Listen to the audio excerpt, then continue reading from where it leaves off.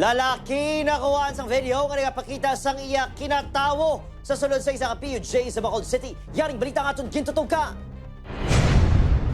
Sa sining nga video, makitang lalaki nga nakaduag pula nga shorts sa sulod sa isa ka PUJ.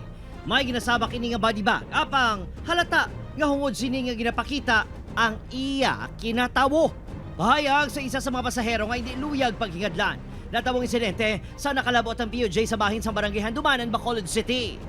Samtang, sa sulod, sa isa ka modernized PUJ, makitang lalaki nga nakapula ka shorts kag pareho nga body bag.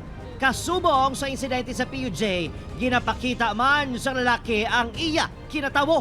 May kopya na sa video sa Bacolod City Police. Ginapangita ng lalaki sa videos. May 911 tawag ka mo iatang yung detalye para mataktan yung mga tao nga mo sila. Lalo na subong Lenten season, hindi na namin olupura ako. Importante, sunod sa WCPD nga magpasaka sa reklamo ang mga nagkuha sa video kag iban pa nga nakasaksi sarang magapangatubang sa reklamong lalaki.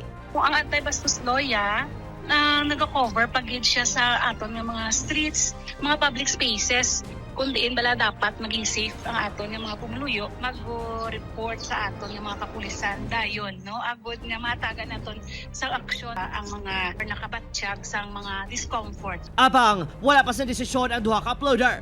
Ang akto sa lalaki sa videos, isa kasahi sang exhibitionism disorder, suno sa isa ka psychologist. Magambal ka exhibitionistic disorder be sa hapos nga ano na lang gid no nga pag-insindi ini gakatabo sa mga tao bala nga hindi nila makontrol ang ilang nga sexual nga urge. So ang ginaobra nila is ginapakita nila ang ilang nga kinatawo sexual organ nila sa mga non-consenting strangers. Pahanumdom sang psychologist sa tion nga makasaksi sang siningasahi sang disorder. Nakabatsyag siya sang distress, nakulbaan siya.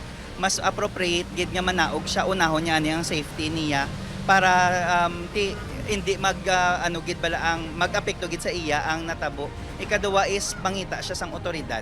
Upod, Creel Gasilio, Adrian Pretos, One Western Visayas.